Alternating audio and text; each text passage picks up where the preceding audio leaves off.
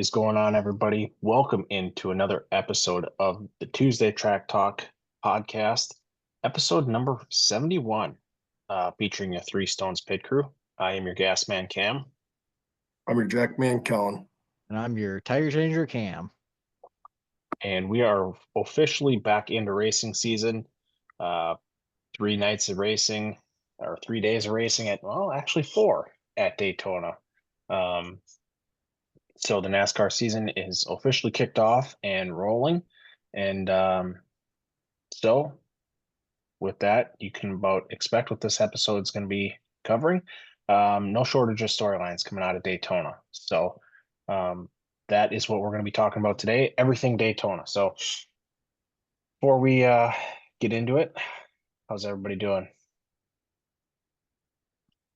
Cold. It's cold. It's cold again. But Really cold. no, it was a great week leading up to Daytona.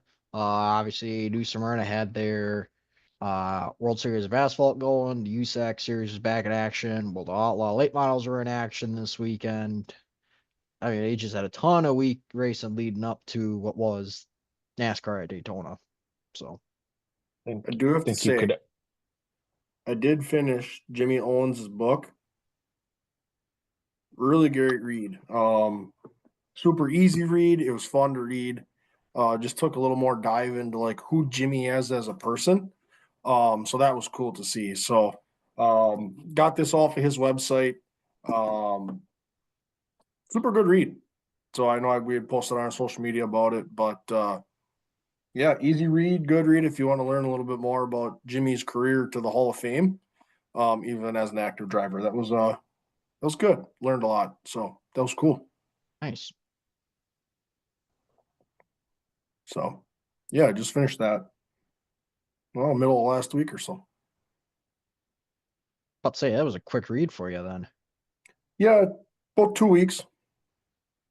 So about every other page or every third page is full of nice color pictures and just talks through like how he got his start and it leads up to right when Ramirez Motorsports had shut down due to some health issues with that kind of family that was working with him at the time. So it kind of butts up right to when he actually went over to Kohler Motorsports. So the book doesn't even mention any of that, but that timeline kind of led up to that. So that book was written in 2019 or published in 2019.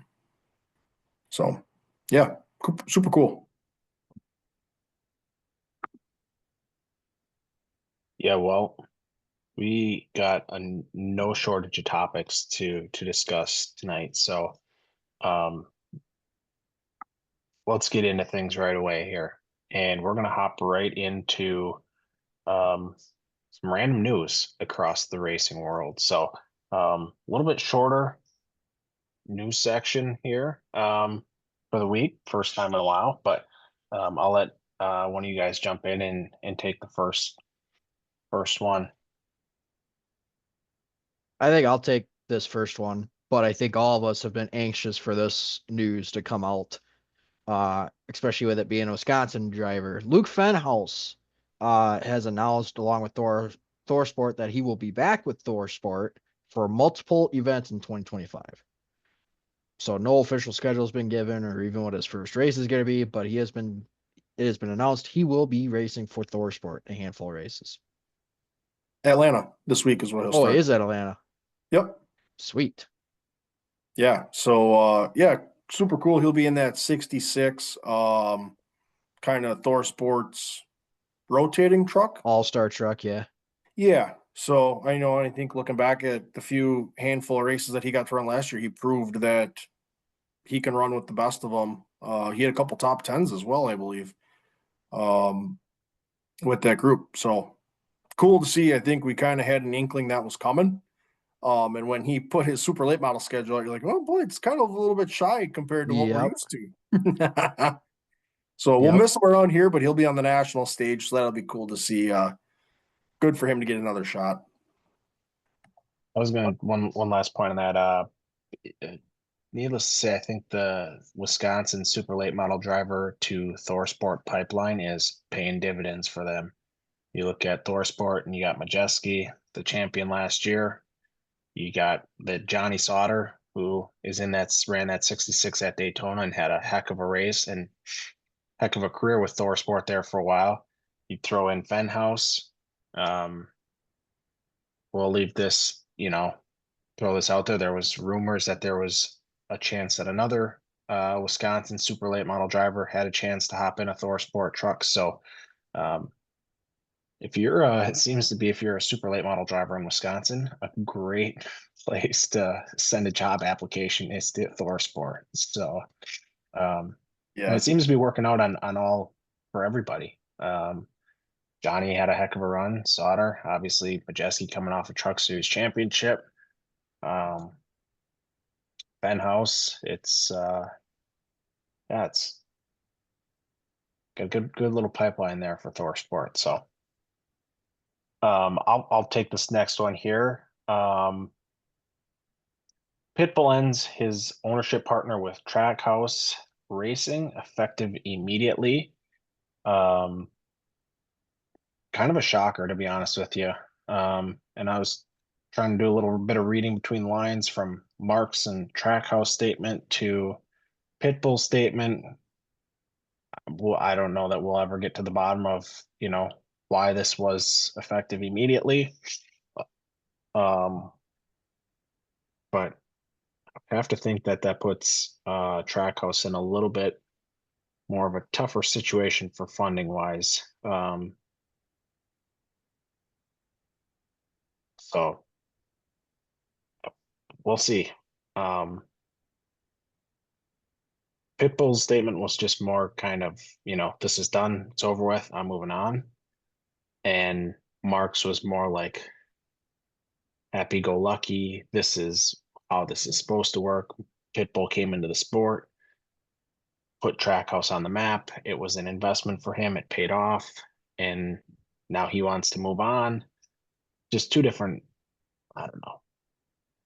The tail of the tape from those two statements is wildly different. And so that something had to have happened there. So yeah, especially timing with that is fairly interesting, leading right up to the Daytona as well. you're dipping your toes out of NASCAR. Well, you got to come perform at the Daytona 500 first. So Yeah.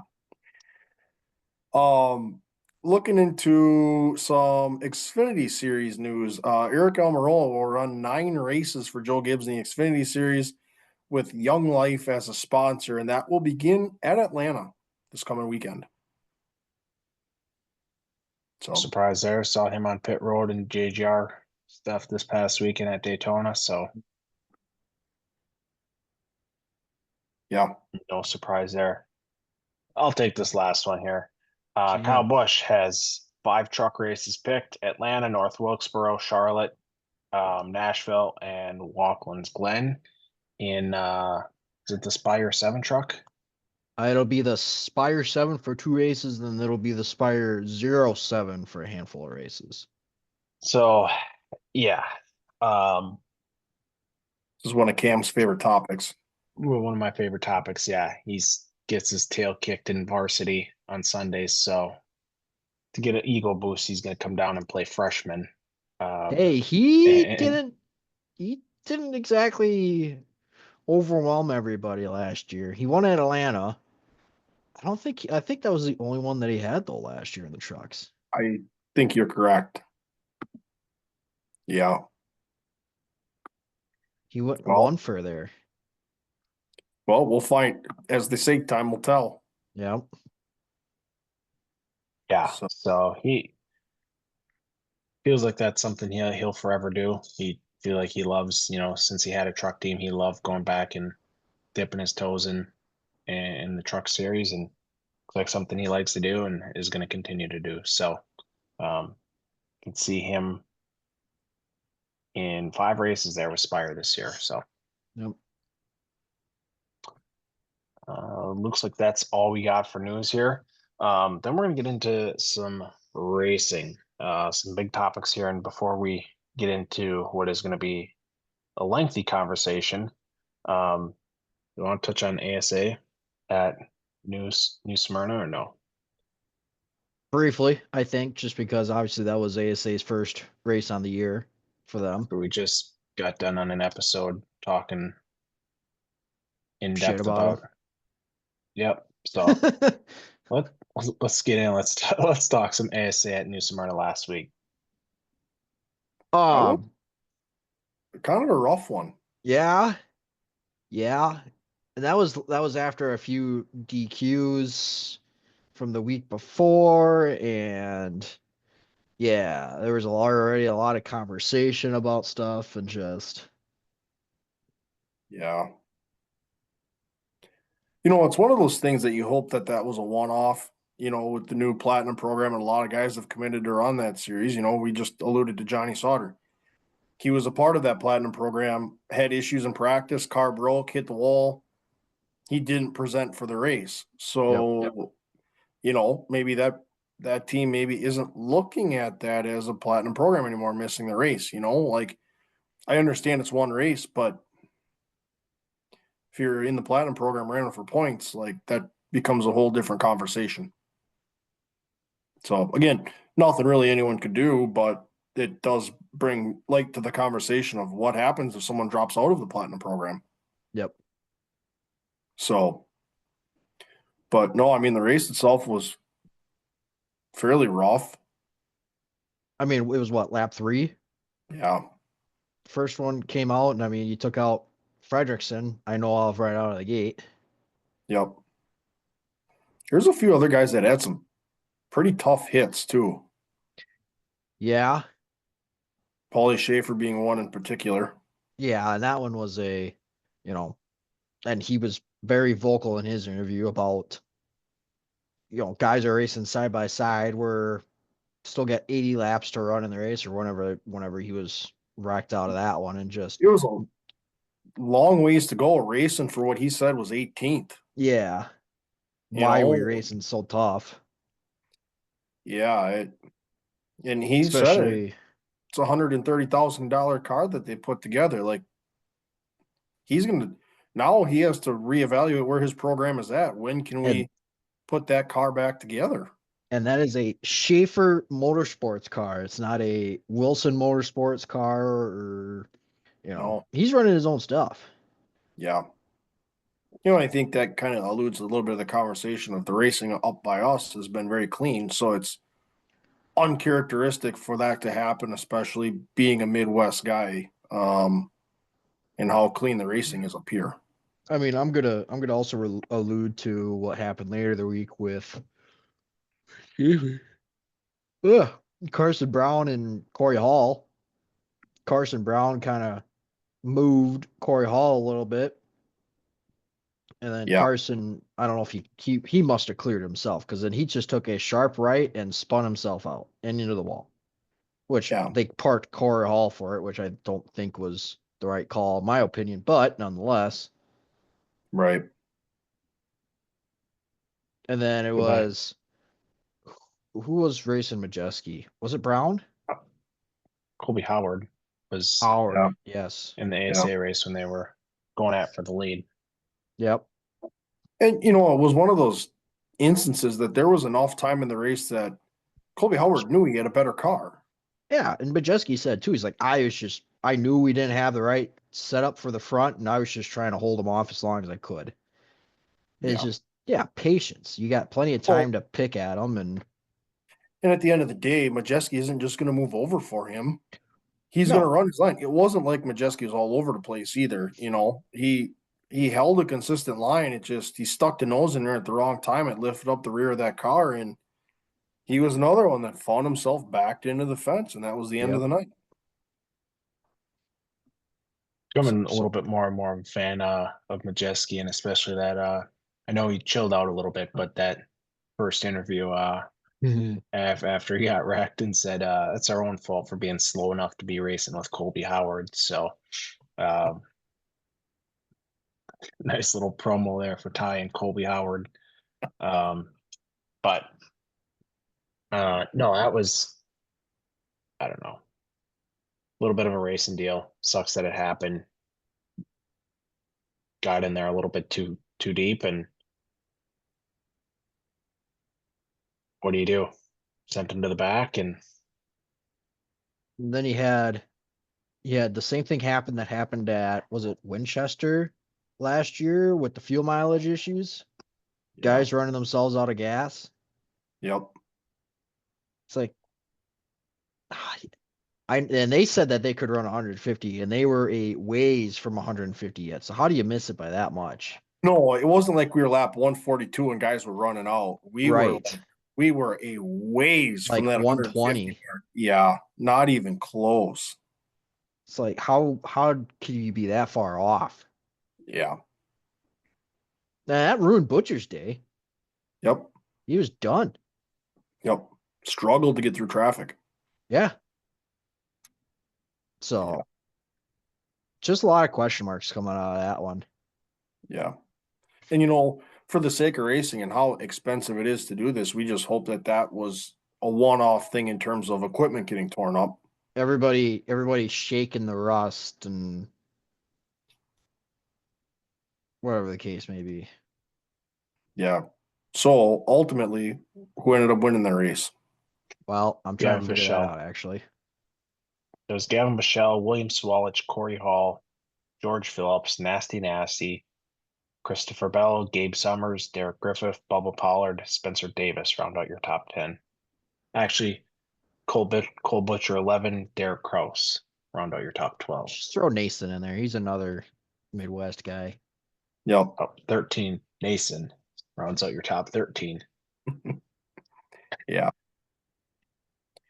So hopefully we can get that ship righted, Nason, yeah, tough start for him there when he went out for qualifying there and didn't even get her up to speed, and he pulled her back down. And Yep. for him to salvage a 13th is, I mean, you could almost consider that a win, the way it was looking to start the night. So Yeah, for sure. Other thing too, and I had brought it up on Facebook. ASA posted their contingency award winners, and I just didn't know how some of them got them. Yep. So if ASA from anybody from ASA is listening, just please tell us how they got said contingency awards on the post itself. Yeah, even if For it's idiots like where you me. finish. Yeah. Yeah. Even if it's where you finish. Hey, our hard luck award goes to this individual. Our lucky 7th place finisher gets this contingency. Yep. But help a guy out a little bit, Yeah. well, I mean, come on. Van Grill's putting on there. Can you tell me why Paulie Schaefer got the hard luck award? Well, Buddy. no, I didn't say that. Come on, don't throw me under the bus like that. No, I mean, a couple Whose of them are car pretty is I said wrecked. a couple of them are pretty self-explanatory, but I threw in there like Bubba. Why did he get the one sponsor award? And that's all it was. It's just spot like Simpson, Bubba Pollard, or whoever it was. I don't have the Yeah. graphic up, but it's like, okay, so how did he get that? Like, I want to know. Yeah, just an explanation. That's Yeah. explain it. Lay it out for us. Yep. So, yeah. But Long season ahead for ASA yet. Obviously, we had our discussion last week about how the state of super late model racing is, and we just hope at this point it just goes up from here. We just want to see some great racing. absolutely, that's all we can ask for. We hashed out the whole leader debacle last week between the two series. The boys are a little bit juiced up and a little bit rusty there. First race out for the year, so hopefully across the board everything is only up from here. So, Yep. any other final thoughts on the ASA? Nope, Oh, I'm good for now. Well, then let's get into some serious NASCAR talk. it all starts on Friday And night. yeah, I threw these in there. We can just touch briefly on a few of them, a few of the headlines and storylines from each series, and then we'll get into just touch briefly on the first two, and then get into got some big topics that we need to discuss on the NASCAR level. So let's start on Friday night. Truck Series kicks their year off. What thoughts do you have on the Truck Series first race of the year? Pretty calm, I would say. Yeah, generally speaking, fairly calm. I was gonna say, relatively speaking, I was back to enjoying a truck race on Friday night. Yep. Yeah, Um, some new names, new faces in there. Yeah, I thought generally speaking, it was a good race. I actually enjoyed. Now, who knows? Maybe his first race of the year. Just amped up to see the race and under the lights at Daytona. I don't know. Probably some of that involved too, but generally speaking, I enjoyed watching it. Had a I think handful the of guy, guys. Go ahead, I was gonna say, I think the guy that really surprised everybody was Gio Ruggiero. for sure. yep, I mean, obviously he's got super speedway experience with the ARCA series, but you're talking about the truck series here. You're starting to get to the upper echelons of NASCAR and its touring series, and you're coming out here at Daytona and putting on a show. yeah. Found himself on the podium. Yep. For somebody like that, that's a great way to start the season to build a little momentum Oh, absolutely. at some of that a place like that where you can leave there just destroyed at no fault of your own. So yeah, good to see him have a decent run. Yeah, and then just a couple people there. Just bad news bears there. Felt like coming off of four. Um, Caden Honeycutt. He goes down. Tyler Ankrum, Clay Greenfield. Um, yeah, it was a little bit of chaos there. Um, but really, it was obviously the headline coming out of it was good old Parker. Yeah, When it's all said and done, old Parker Klingerman. they appealed that suspension. Yep. So we'll see what comes of that. Yeah,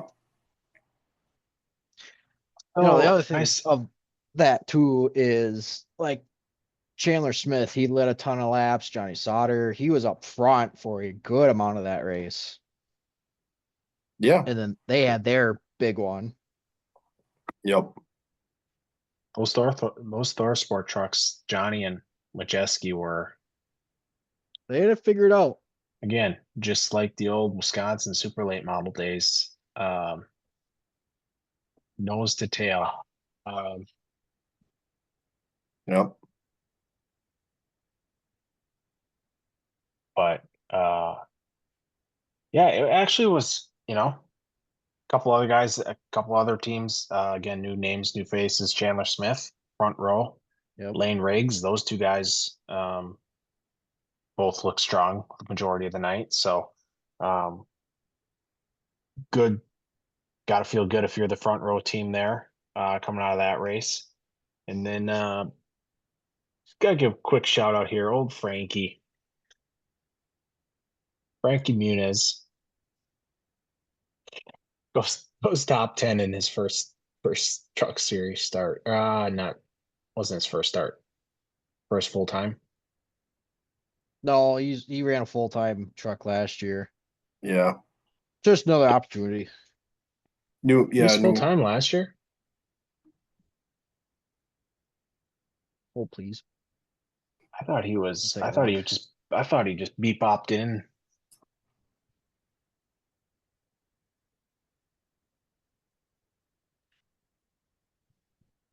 Oh, let's see here. 2024, Frankie raced a limited number of Xfinity truck and ARCA series. Oh, so yeah, he kind of just bebopped around. Yeah. Four truck starts, two Xfinity starts. Probably did a lot of. He didn't have a lot of ARCA either. Yeah. But either way, solid start for him. So getting top 10 there. And then, yeah, obviously we just touched on it there. Kligerman gets the win, gets to celebrate, runs down. Everybody's feeling good. And then about 30, 45 minutes later, you're scrolling on the old X machine and Kligerman's trending for the wrong reasons. So Yep. ultimately, he gets DQ'd. The win goes to Corey Heim. And then it was Gio Ruggiero and Ty Majeski round out your top three. Enfinger, Justin Haley, Chandler Smith, Daniel Hemrick back in the Truck Series full time. Jason White, Suwalich, and Muniz round out your top 10. So it'll be interesting Yep. to see as Kellen mentioned, Kligerman and that team is appealing the penalty. I did see something on the old X, the way Kligerman had his truck parked.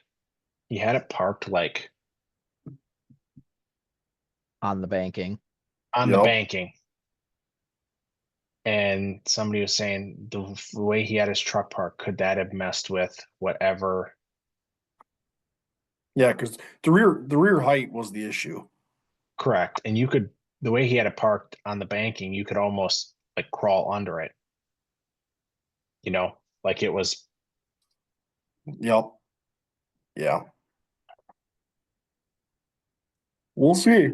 Well, you could say that one, who was it, Connor Jones, was overweight on the one of the left rear sides because he had too much rubber on the tire. Yep. I thought that was kind of funny. Nonetheless. Yep. But yeah, I don't know. I ultimately, I that was again, Kligerman stepped out of the Xfinity series full time, went to the Cup series or went to the Truck series, back to that 75 truck where he's had a limited schedule, but for a smaller team, when Makes the he's in most that of it. truck, they make the most of it. And so again, had the good feel good story there. Was happy for him and that team, and yeah, ultimately it led to heartbreak. So, Yeah. any other final thoughts on the old Truck series at Daytona? No, Nope. Right on. Man, Grohl, did you watch the Xfinity race? I did watch the Xfinity race. Well, let's touch on that briefly because two of us can't watch network, so um, we can sit there and listen to the spotter talk about middle of three, one inside run coming to you on the app, but can't watch it. So we'll let you give the summary of this race. All right. Well, Austin Hill dominated the vast majority of this race. He led 56 laps of it. Um, I mean, yeah, like I said, he just dominated it, was able to get it single lane, do a lot of riding around there for a little while. You had your couple of guys that had their issues. Daniel Dye and Brandon Jones got together there in a little bit early. Um, Excuse me. And then, like I said, Austin Hill had his issues. His was a rear gear issue, I believe Yep. is what it was. I mean, he came in Nope. for pit stop at one point in time, and those rear tires were shiny. Yeah. Yeah, the old RCR camp was not too thrilled with the old part failure. So I wish I could have told you what he said in his interview, but the sound was not very good from my aspect. So A lot of background noise on that one. Uh, when they did get back going, though, I mean, there were a lot of cars that finished on lead lap on this one. About 22 cars finished on lead lap. Um, when one RCR car falls, though, the other one hops into place, and Jesse Love took his spot. Um, Sheldon Creed went and fought for it for a little bit. Sam Mayer was up there for a little bit, but when all in all, Jesse Love just took over and dominated the rest of the race. Um, they did have the caution, or were coming to the line, coming out of four, and they reckoned coming to the line, and they threw the caution, which I was kind of questionable about. The conversations to be continued. Or no, sorry, that was in the dual race that happened. Yep. Yep, that was in Yeah. the dual race that happened. But no, Jesse Love, like I said, pretty much dominated the rest of it, and takes the win there.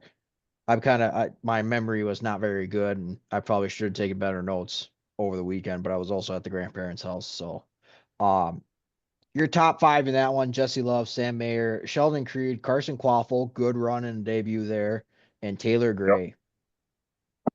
Yeah. Yep. Good group of 5.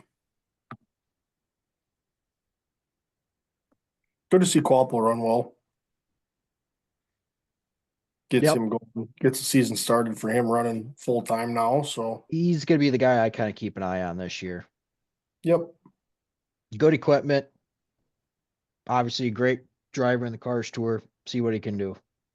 He's proven that he can do it Yep. for sure.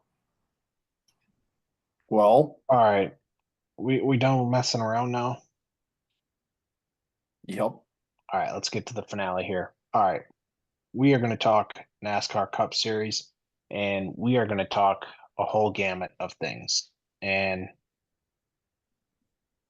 we're not even going to mess around. We're going to start Thursday night dual racing and just talk some thoughts, um, just on the duels in general, format. Um, yeah, and we've got some thoughts. So who would like to speak first on behalf of the duels? If you don't mind, I will go first because I think I was the one that kind of pretty much presented this topic. Perfect. Carry on. I Farrell may hate me a little bit on this. I speaking of Ryan Farrell.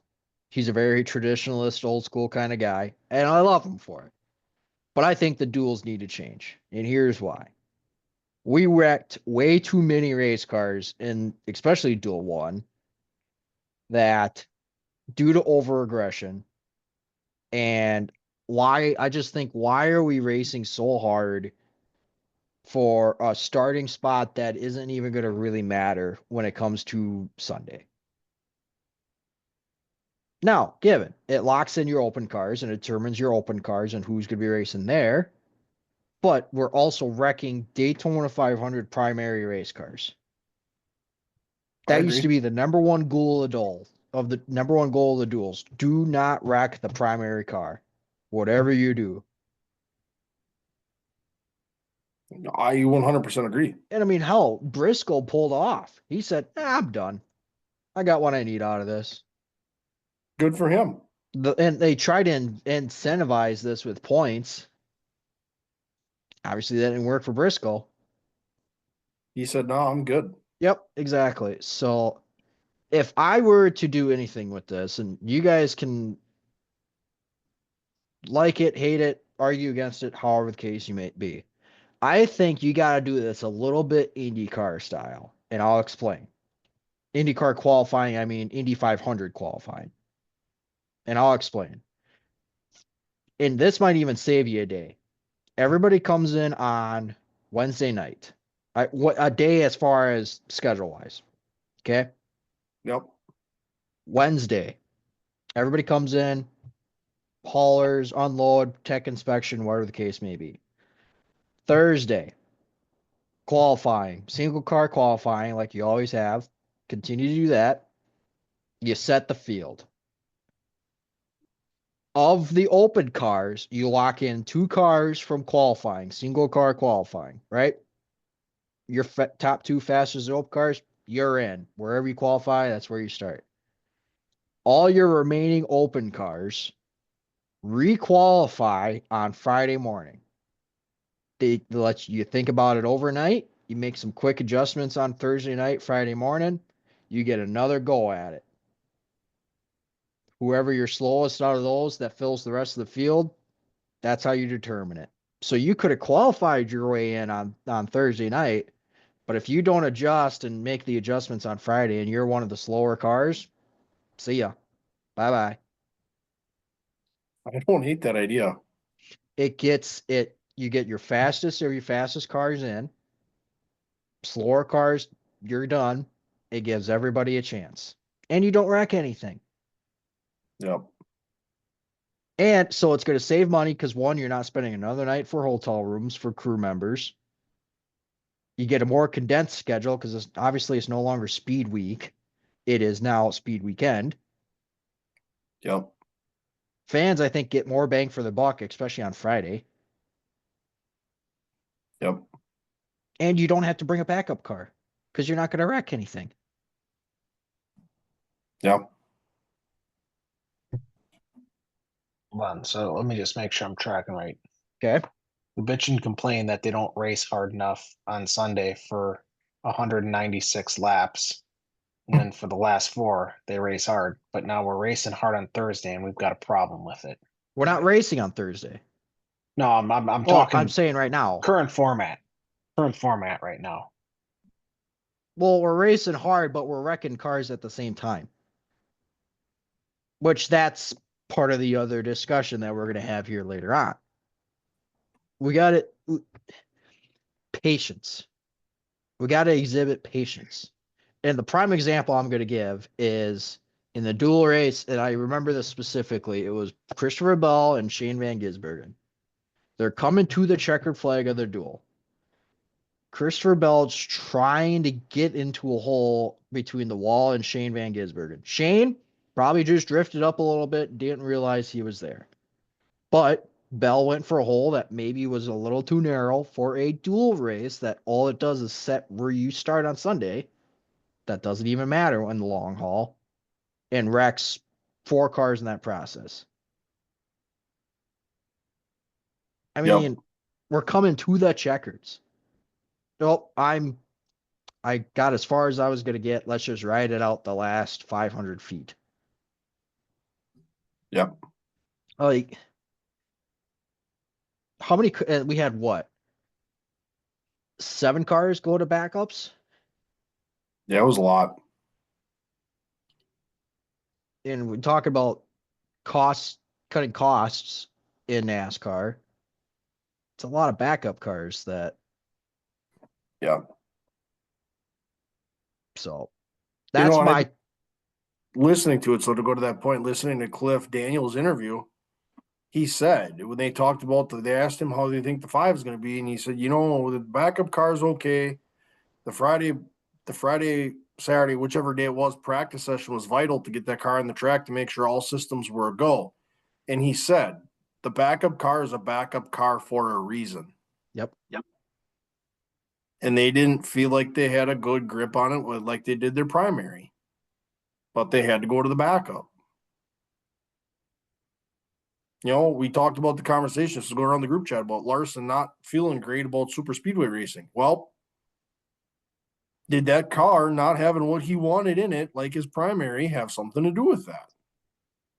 Whether it be a stability thing, whatever it be, handling or taking pushes, Takes or a bump the right way, or or being a pusher. Did that affect his confidence in that race? I would argue yes. sure. Yep.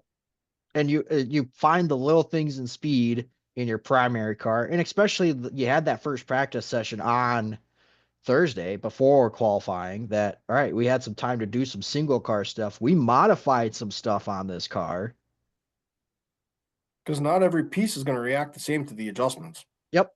Ask anybody who drives a race car. You could have 2 of the exact same chassis built at the same time with the same power plant, drivetrain, and everything. And you could have one that'd be a rocket ship and one that'd be a piece of junk. Yep. An absolute dud. Of course. I just wonder if, we kind of talked about that in the group chat a little bit of him not really having the confidence and making the right moves at the right time. Well, did that have to do with the way that car could take a push and or be pushed? Yep. Or the fact that he's already wrecked once. Yeah, of course. Yep. So that's how I think the duels or qualifying for the 500 should go, in my Sure. opinion. Well, the caution thing is a whole nother situation. Well, do you want to know what my thoughts are? Go for it. Keep the exact same. Why? Don't change a thing. You want to him and haw about a backup car? We're dealing with the supposedly the best drivers in the world. Come on. You want to throw it on a backup car? Oh, yeah. I mean, the car has a little bit to do with it, but come on. This is supposed to be the best of the best. And I don't know. It just, I have no issue with them. We're dealing with some of the biggest pocketbooks in. I know we want to talk about cutting costs, but when it's all said and done, we're dealing with deep pocketbooks, and everybody knows what's on the line. yep. Everybody knows what's on the line. Everybody does. And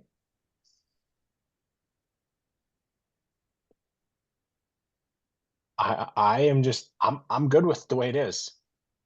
I enjoy the duels. If you wanna pull the Denny Hamlin or the Chase Briscoe and peel out, go ahead. More power to you. But you wanna get up there and you wanna race for points and stuff, go for it. We're incentivizing again. You talk about this is points now. Who when it comes down to this track again later in the year, and we got that bar on the left side of the screen there that says +1 plus or -1, and Briscoe's on that, you're gonna say, geez, Chase, it would have been nice if you would have raced that duel instead of telling us you got what you wanted out of it.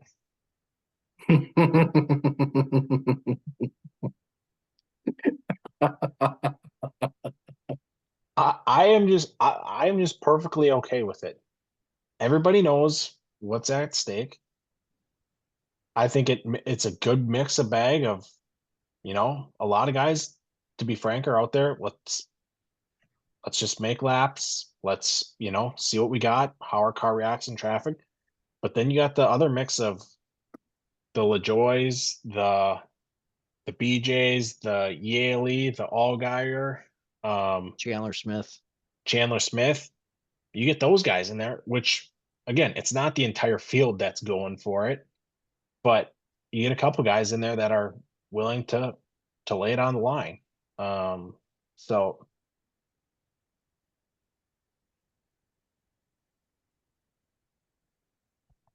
I'm good with the duels. Okay. One more point I'll add, and then Cal, you can add your thoughts. I have no patience just as a person. My patience is pretty thin. But god damn it, we got to have some patience in these dual races. Christ almighty. Well, just hold your shorts for 2 more days and you'll get 196 laps of patience in the 500. Alan, what's your thought? I mean, I don't know that I have an answer for you. What I think has greatly affected this is this new car and this new package. You're riding around at 50%, you're riding around at 75%. We're not racing half of the time, and when they do go, it's a calculated, uncalculated risk. If you're in a spot you've never been in, you don't know what your car is going to do. But if you have a chance to win a duel, You can start in the front row, which could mean something and it could mean nothing. So I don't know where to go with the duels. Does there it's hard to leave our biggest stock car race of the year in the hands of chance. That's the issue that I'm struggling with right now. And I think when we start to talk to the actual Daytona 500 itself, I don't know. I don't know what the answer is. I don't think this package is helping anything. I would even go away from the format. Let's talk about the package of this Boeing 737 that we're driving. You know what I mean? Like, Yeah. all we do is ride around. It never was that way. Tire wear used to be a thing. Fuel mileage never was a thing. And Cars were now all it unstable. is we're changing one set of tires in the course of the race. Make I'd tire be wear curious if matter. any guys didn't change any tires. Make tire wear matter. Make fuel mileage irrelevant. I don't know. Make the tires wear out before the fuel does. Maybe it's the stage racing. I don't know, but like the package ain't helping us.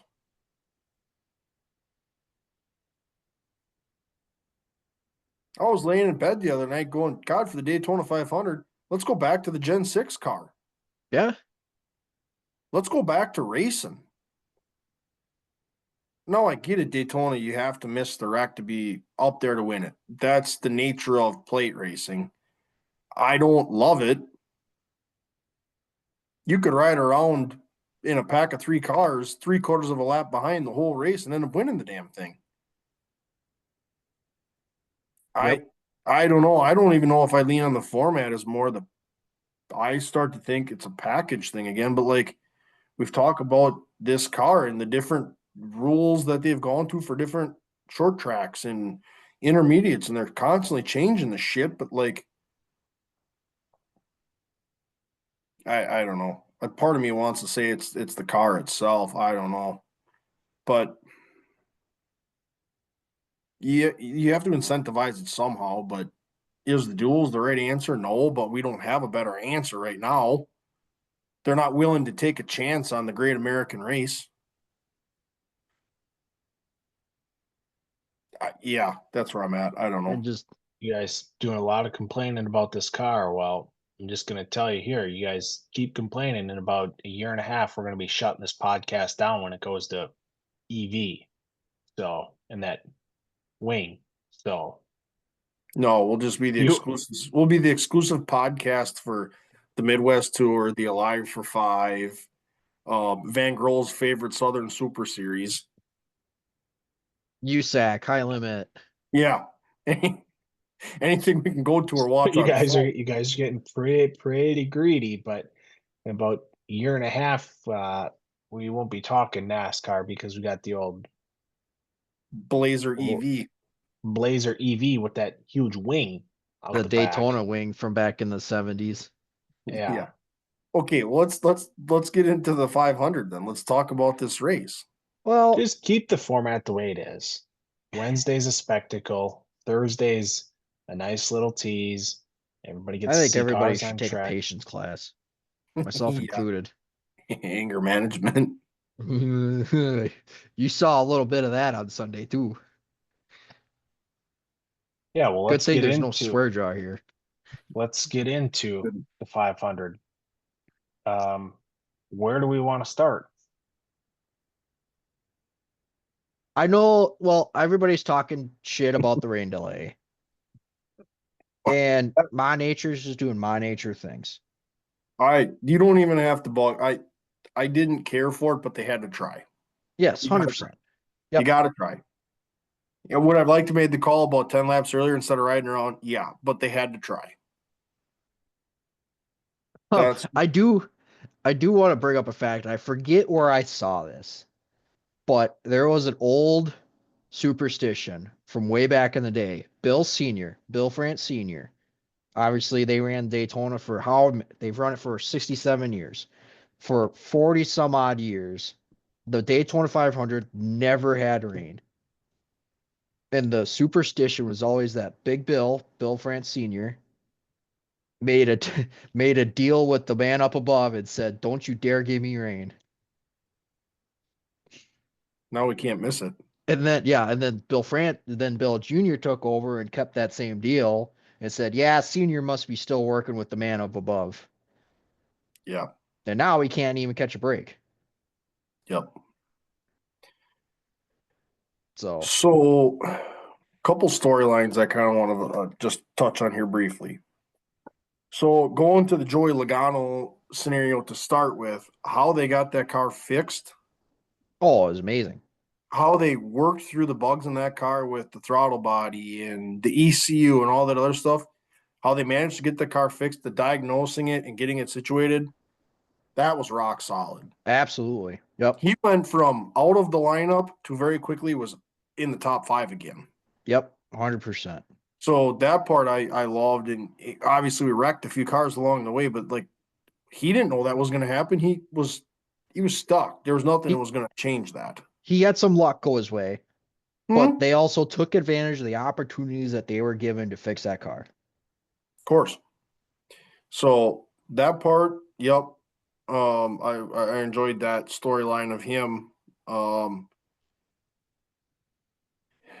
Now the other parts of this race, Well, so you talked about the fuel mileage thing. yep. And given they were all 2x2, some 3 wide instances, but they were very controlled 2x2 fields. Yeah. And Yep. and again, I think like to your point, the tire wear for one. Now, given this track is super smooth where you don't have the bumps like you did. Like I was watching onboard camera from 2007 when Kevin Harvick won the 500. I mean, them cars were bouncing. Yep. And I mean, that was half the handling in its own right is how do you handle the bumps? You either figured it out or you didn't. But now Yep. that the track is so smooth, these cars are so rigid, there is no bouncing around.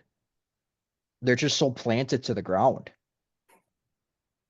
You want to talk about Correct. just quick note on that? You want to talk about somebody who wastes no time getting jabs in at this car on the broadcast, which could be a whole nother conversation. Old Kevin Harvick. Oh, he's loving it. He's got an open microphone. Yeah, he wastes no time throwing jabs at how uncomfortable and how Yep. I don't want to say unsafe, but how much, these impacts hurt more than what they did in the Gen 6. I mean, it's old buddy, he is not shy when you throw a mic in front of him giving his thoughts, but Open mic in front of a national audience. Oh, he's loving it right now. he's teeing off. You want to talk about happy Harvick. Yeah. And he's even got his own podcast to talk even more about it. Yep.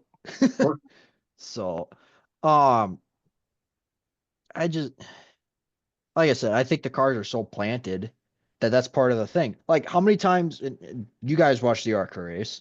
I was listening to it, but how many times did they spin coming off of 4 on their own? Fair amount. 2, 3? All of. Happened a few times in the truck series too. Guys are just the car gets light, slams down, and they can't catch it fast enough. Yep. Forget who said it in the interview too, where I think it was the truck series, where you're starting to have that losing it coming off of 4 is starting to play in the back of the minds of, do you want straight line speed or do you want stability? Yep. Yep. Whereas Cup Series,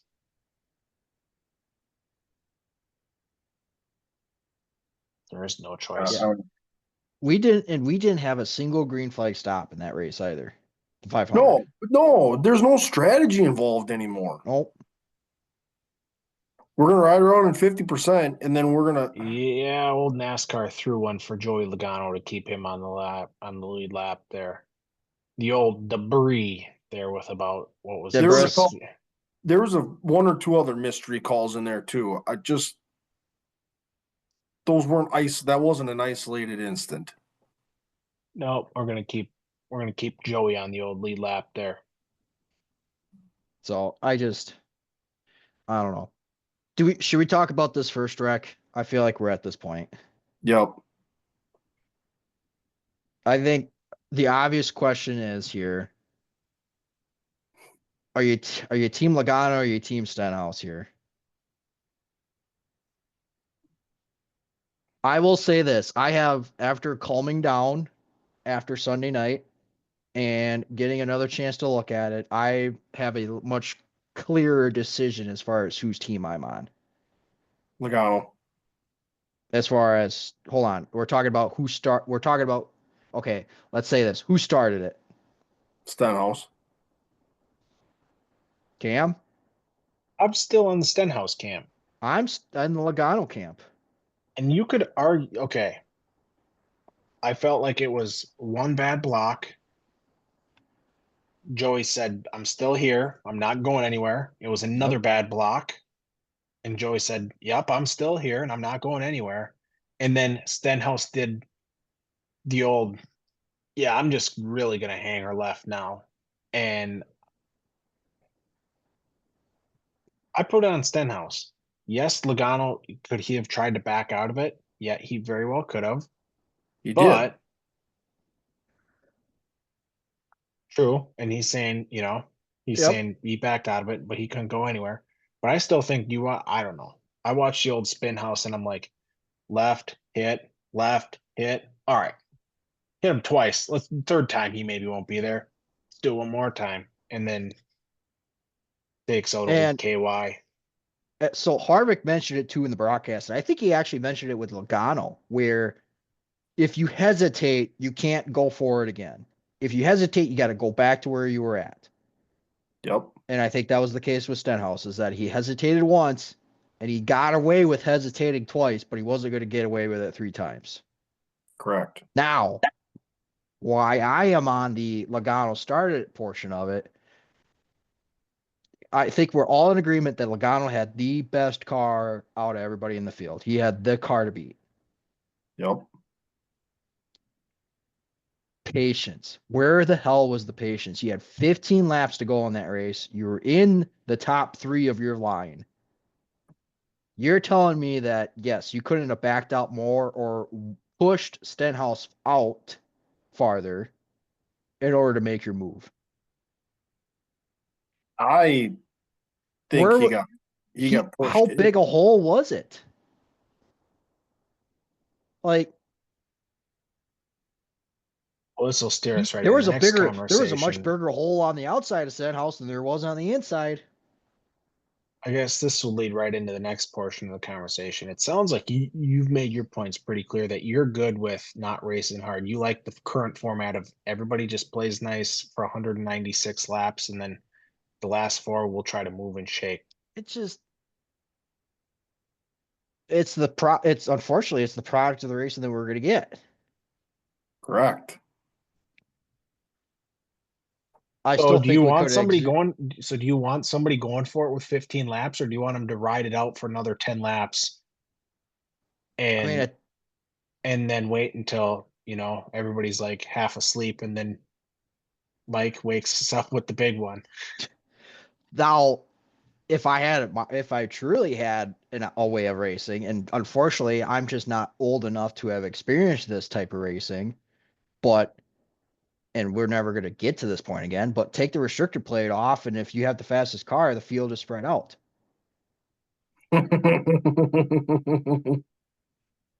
Let her eat. Let her eat. Yeah, then But old like then old Priest on takeoff there, and that 737 goes right over the fence. that thing will be a fighter jet. It's not even a 737. That's doing the old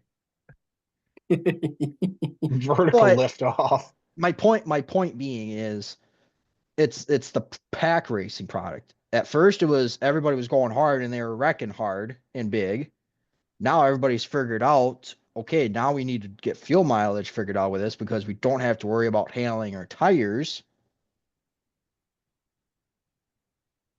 The Yeah, wrecks are starting because of bad blocks and bad pushes. They're not starting because guys are getting loose in the middle of a field. I don't know about you, son, but Yeah. That was awesome. So for those that are listening, I Kellen just showed Ryan Priest's new profile picture on X. It's him and his astronaut photo day. um and you want to talk about pack racing being a problem and being bored. I don't know about you, but I was on the edge of my seat there when LaJoy and JHN were in the front there, beep bopping around and pushing people. If that doesn't Uh, get you on the edge of your seat, that got you a nothing little nervous. nothing will. Hold on. I'm looking something up here. But you saw how that went though. Yes. 42 he dropped like a brick in the ocean. They shoved him out of line and said, I'm not riding behind you. All right. Here's the other thing you got to do. And this might help a little bit of our handling thing here. So, you see that thing on the rear end there? Yeah. You got to make that thing about 6 inches shorter. The spoiler. Yeah, make that thing either 6 inches shorter or make it go from here to here. You want to take away some handling? That'll take away your goddamn parachute that you had. I mean, you're not wrong. You're certainly not wrong. I think that's a good starting point. Yeah. No, Because I let's just be hate, honest here, that spoil ain't doing anything when you spin either. If anything, no. that's just as much of a way for something to catch. Well, I just and I think my frustration comes with this, and I think there's going to be a lot of people that are going to relate to this statement. Our biggest and most prestigious race of the year has come down to luck. Yep. Luck. There's now, does William Byron have a great Hendrick team? Of course. Does he have probably the best equipment in the field? You could argue that. Was he in position to win the race? Sure. To a certain degree. And I've said this before, he was within the camera shot on the backstretch. Okay. All right, fine. If they had finished without wrecking, does he win the race? It's going to be damn tough. No, 100%. He was starting to make his own line, but he Yep. was 5 rows deep already. Correct. And it was going to take a hell of a run. If they'd have stayed in line and just ran like that, it'd have got really, really interesting really Yep. fast. Not saying he wouldn't have won it, but I'm just saying with the way these guys are now, with these leaders juking and jiving and blocking everything like the Eagles offensive line, like what are we doing? Yeah. So I'm gonna read you this because I think I just have to. And you guys are gonna know where this come. I'm just gonna leave this here. We're not gonna mention who this came from. Um this text message I got. You ready for this? Oh, I already know where you're going for, but go for it. Just leave this where it is. This quote unquote racing is awful. How do these leaders sleep at night with this horse shit? It's true. Yeah. Absolutely nothing in this race matters other than missing ranks. And I Yep. hate that. Did you guys read Matt Weaver's article? I didn't Or read it. He's not you didn't happy. read it? I didn't get to read the entire thing. No. All right. So first off, great read. Highly recommend it. The I'm gonna read one of his phrases here because he kind of actually retweeted it. Let's see. God damn it, where is it? Ooh, didn't use his bookmarks. No, I didn't use my bookmark. Shame on me. I could have sworn it Yeah, wasn't that far back. I Well, don't I'll know. just do it this way. I'll actually find it in the article here. But I hate the chance. I hate all of the chance of it. But it's the product of the package and the super speedways.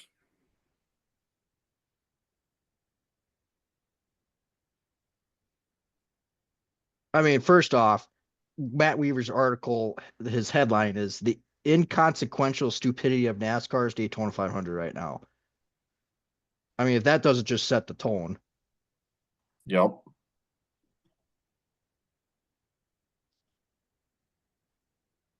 Let's see.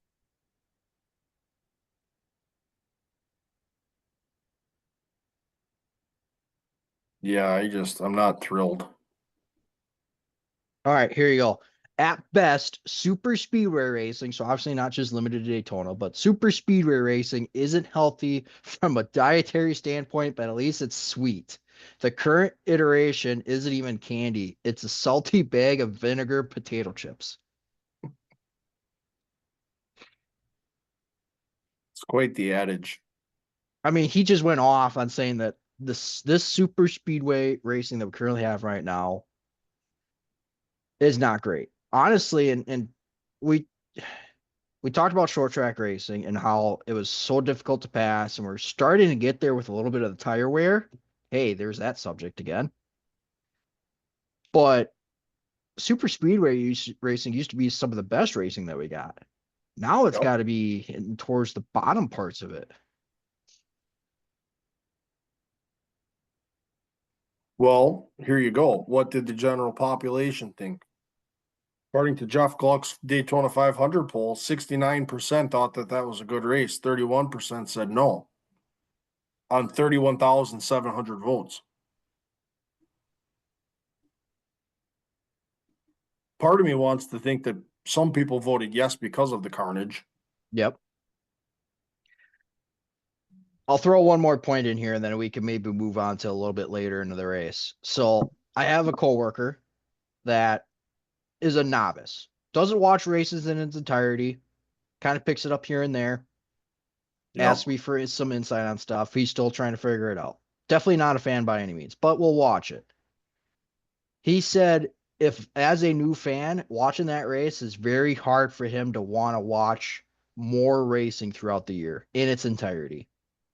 Yep. And I said to him, I'm like, and from my standpoint, I'm not showing him that race as a, hey, let's sit down and watch your first entirety race. Not Of showing course him not. that race. I'll say that's a great first race to attend. Of course. I'm not going to sit down and watch an entire race with him. Nope. I'll pick something else. You're going to an intermediate. I'm going to Homestead. Of course. So yes and no. I mean, there's levels to this. And I guess, yeah, maybe the first race that you're ever going to take somebody to maybe isn't Daytona, but I don't know. You still, once you get a little bit better grasp on the sport, you come to appreciate that type of style of racing more. Yep. Yeah.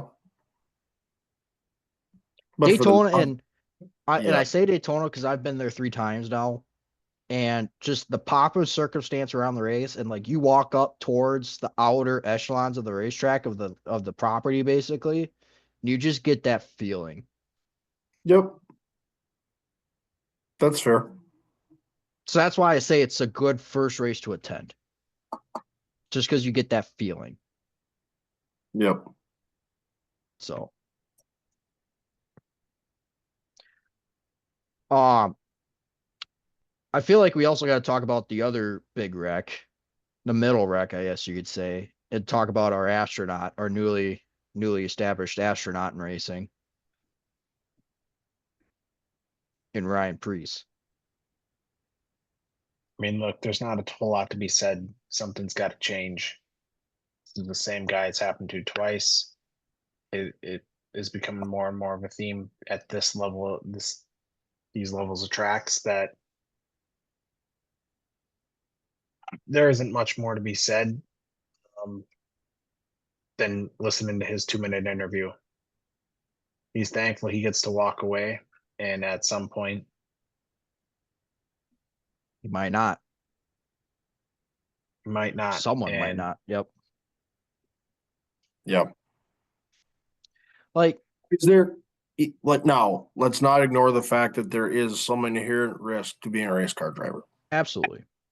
You're never gonna you're never gonna walk away. At some point, there's going to be an instance where you are going to have that moment of holy shit. Ryan Newman. Yep. Yep. There's an inherent risk, but at what point can the percentage of that chance be decreased? There's a big chance of that. And we try to do that with different sidebars on the car, and obviously we got the roof flaps on the car. But this car was going forward. It got on top of it just the way that it hit. Tires rolled up, car got in the air, but that car was going forward. And that car going forward is not meant to rise in the air. Right. It's got its maximum downforce, but now you got all that air hitting the bottom. Where is it going? Nowhere. It's going underneath that underbody. Yep, and all those safety features that you just instant or put in between the sidebars, the roof flaps, and all this doesn't mean anything because the car is going forward. Yep. And if you Yep. go fast enough, you're gonna have liftoff. Yep. Which, if I remember hearing a stat right at one point in time, a object only needs to go, I think it was 150 miles an hour in order to get liftoff. Yep. If I I don't remember know. the stat right. I don't doubt you. So,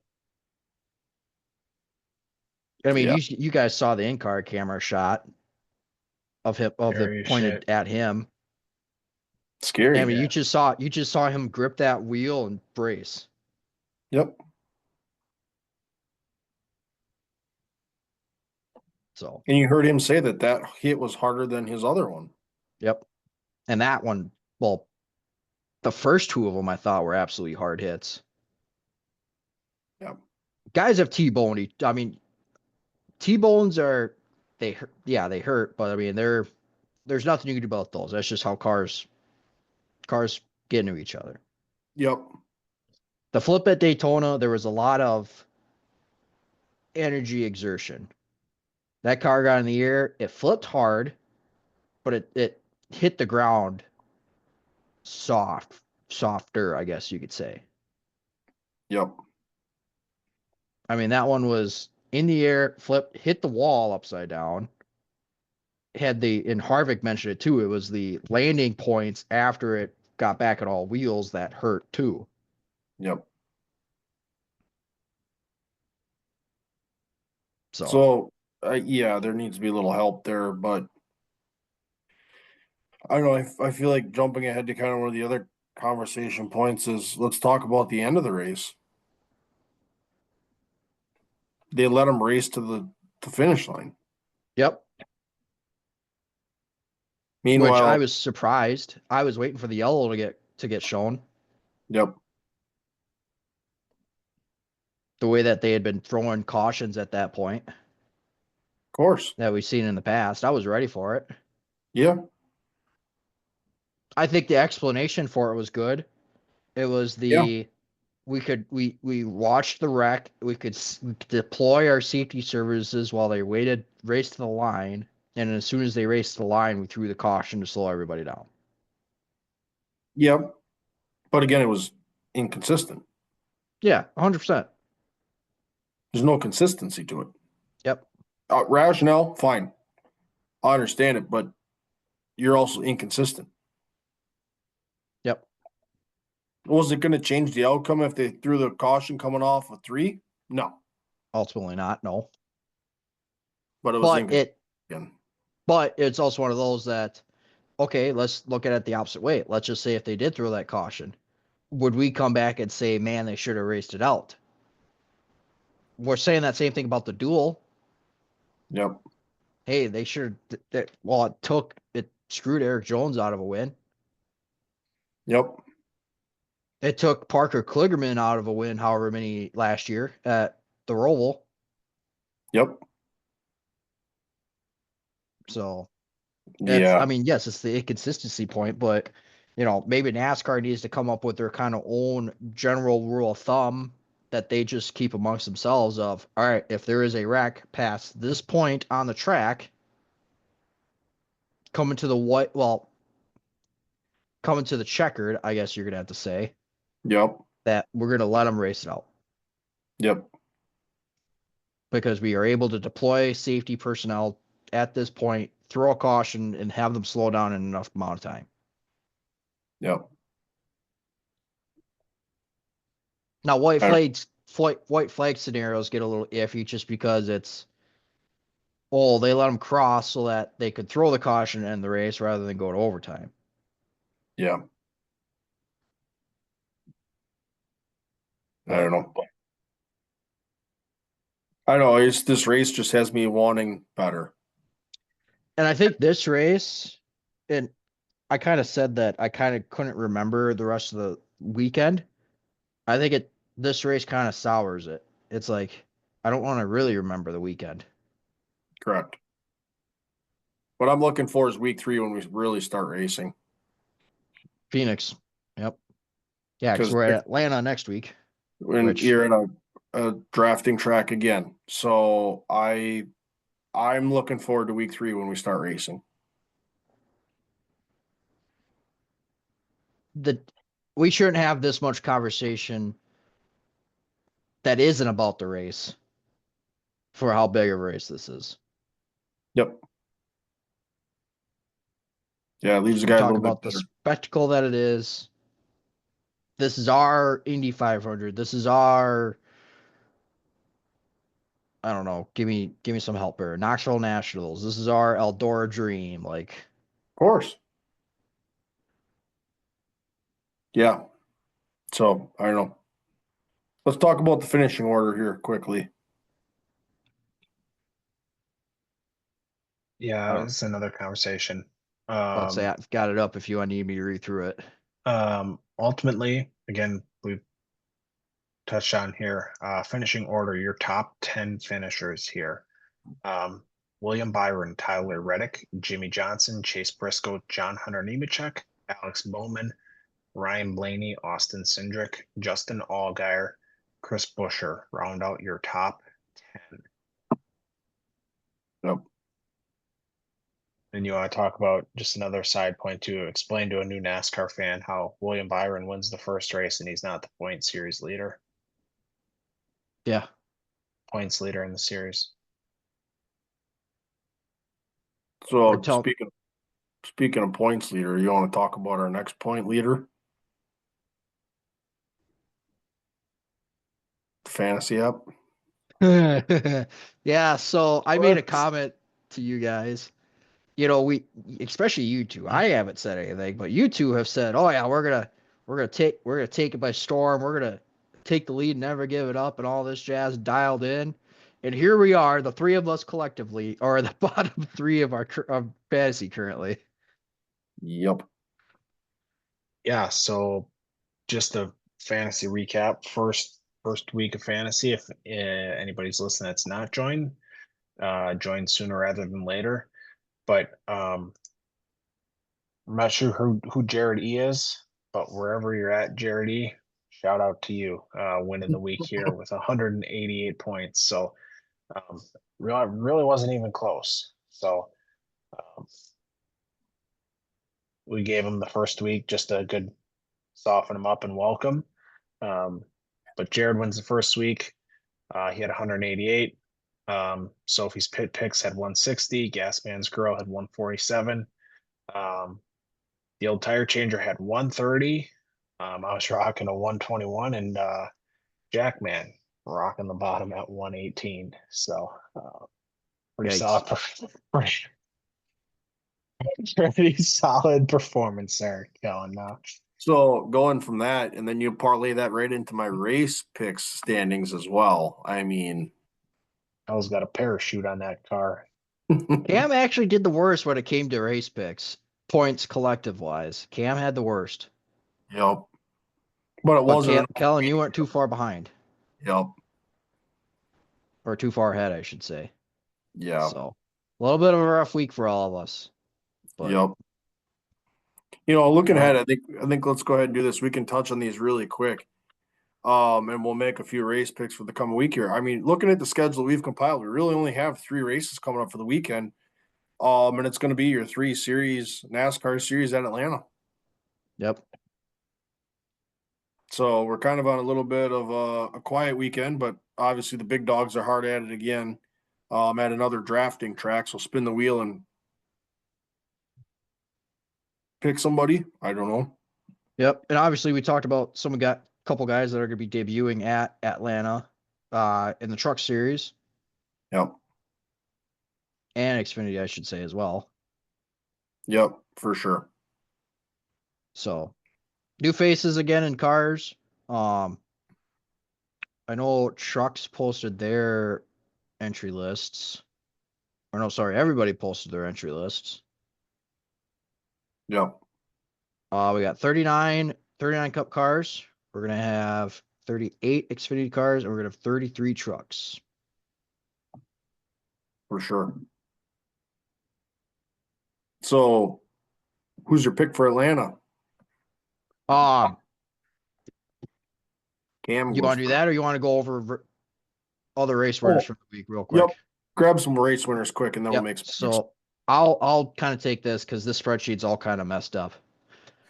All right, so we're gonna start with USAC here. Kyle Cummins had himself a pretty good week. He picked up 2 wins on the week. Other winners for USAC, Logan Seavey coming off a championship here. He's back in action. Justin Grant loves Ocala. He got himself another win. And then Dason Pursley winds out the Winter Dirt Games for USAC there. Brady Bacon, I think I mentioned him. If not, Brady Bacon also won. So a lot of your heavy hitters for USAC also won on the week.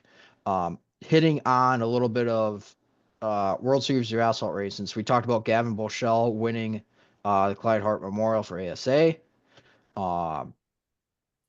Carson Brown won a couple of races. He also won the overall championship for the World Series of Asphalt. I think that's actually it for New Smyrna here, if I'm looking at this right. Yep. Yep. We talked about ARCA a little bit, but our boy Brandon Butterbean Queen ends up winning the ARCA race, along with Yep. Cletus McFarland in that race. Yep. And then for the late models at Volusia, so we had the dirt car late models take the first half of the week, and then we had the World All late models take the second half of the week. Excuse me. So Nick Hoffman won night number 1 for that. Ricky Thornton won night number 2. Ricky Thornton, Jonathan Davenport, and Brandon Overton won night 3 altogether. Jumping to the World of Outlaws portion of it, Gary Albertson gets another win. Devin Moran won on Friday night, and then Jonathan Davenport won on Saturday night, and then Ricky Thornton took home the Big Gator as the overall champ. Yep. And Longhorn continues the dirt late model dominance. Yep. Lucas Oil also kind of dominated. Yeah. Very, very much so. Moran, JD, Ricky, Alberson. If you're at all curious, Ricky Thornton is currently your winningest driver so far in late model scene at 5 wins. Yep. So, all right, Atlanta. Circle back to that race picks. Cam, since you were the worst, you get to pick. Ryan Blaney. Screw you. I'm Kellen? next. Kyle Busch. Oops. Bush. You know what? Give me Elliott. I'll bite. That'll play. The home state boy. Yep. You know what? I had another pick just come to mind, but I'm gonna stick to my guns. Don't have a choice. He's You're locked in. waffling. I'll put him in my fantasy. It'll be all right. Well, any other final thoughts? Nope. Quiet weekend coming up. Yep, quiet week coming up, but also some evaluating need to be done from the week before, Yeah, the weekend that Absolutely. was. Yeah. The Honestly, we industry is touched- loud on this one. Yeah. Obviously, we touched on a handful of topics here across the board, NASCAR. And yeah, let us know your thoughts in the comments, what your thoughts are, anything from the duels to what you thought of the race. Is this just a byproduct of restrictor plate racing? Where do we go from here? So the industry's loud. There's no shortage of content to read on opinions, thoughts, statistics on what went down this past weekend. So it'll be interesting to see where we go from here and head into another basically restrictor plate race here with Atlanta. So we're gonna see what happens this weekend. Should be entertaining. Last year was at least we went 4 wide there. So see what happens this year. But yeah, last plug. If you haven't joined the fantasy league, you better join sooner rather than later because this ship is setting sail and you're about to be in a hole that you can't dig yourself out of. So if you haven't joined the fantasy league, it's not too late. You can always hop in. You're only 100 points behind, and that can happen just in 1 week with how bad Kellen is. So, Bree Stone's Pit Crew Fantasy. Yep. Free to download, free to play, free to do everything.